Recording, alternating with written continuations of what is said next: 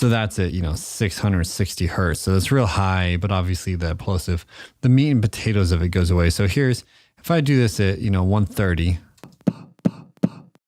and we apply it, then you can see the plosive goes down quite a bit. Another way sometimes of dealing with some plosives is to do an auto heal if you're in Audition or Audacity is actually really hard because they have a repair function, but it's used on so few samples. It's very difficult to use. So that's me using auto heal. I just used it and that helped it out a little bit too, right? So here's what it was before. And now it's here. It's just not as annoying. It's not perfect. Another way of dealing with it is just to take the waveform itself, since you can see it's such high amplitude, and just turn everything down. Just turning down the waveform amplitude to about where everything else is also another good strategy. And now it's really minimal. It's just not as annoying. You can still even see it's still kind of excessive. We could even turn this down more for those who are watching. It was a little bit higher than the rest of the waveforms. Now we've got about even with the rest of the waveforms. Wow. So that's turning that down really helps, right? So here's, and the next one is, right? So it's almost a breath there. So now if you didn't think that you did a good enough job on that, and of course, it still might be there depending on what kind of audio you're working with. This may or may not be acceptable. But if we go back to, let's see,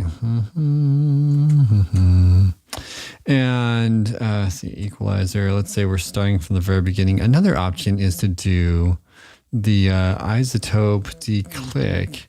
And if you use the thump option, now they have the RX6s out, and so I'm not showing you on that because I happen to have this right here. So click type is thump, and we're going to apply this thump. Now, if you use click, it's not quite the same. Thump is going to give you a little bit better. Discontinuity could work as well, but thump, and only apply it, just on this part. If you do something like that, it does a really good job of taking out the upper frequencies. So I'm going to show you the spectral view. First, I'll let you listen. Here's before the declick thump removal. And here's after the declick thump removal.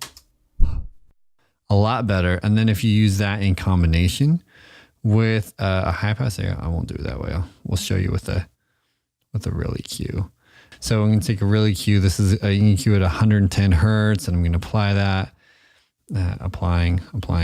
There we go. And then if you take off the real low end, again, that really minimizes the damage there.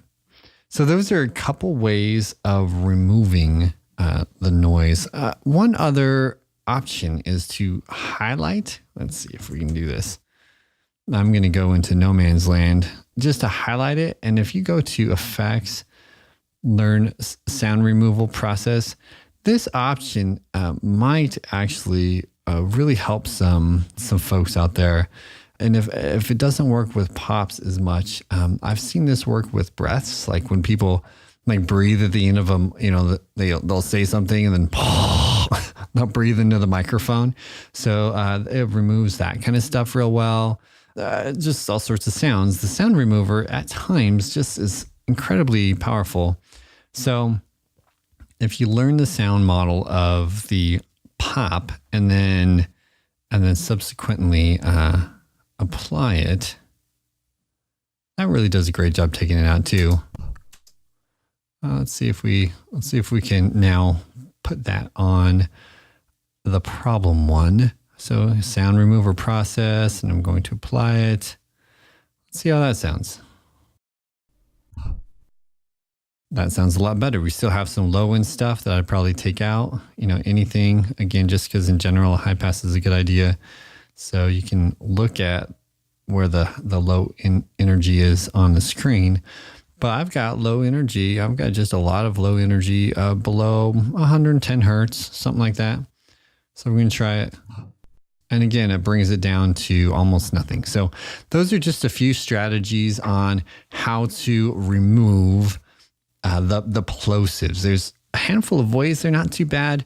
You're almost never going to get, and I won't say never, because sometimes you can, depending on how it comes in, but that you might not remove the sound. But again, the biggest thing is removing the annoyance of it. So if you can smooth that out, if you can make the audio more enjoyable and attractive, then that's the goal, right? So that's it. That's all I have to say to you today. Thank you so much for watching, listening, whatever you're doing.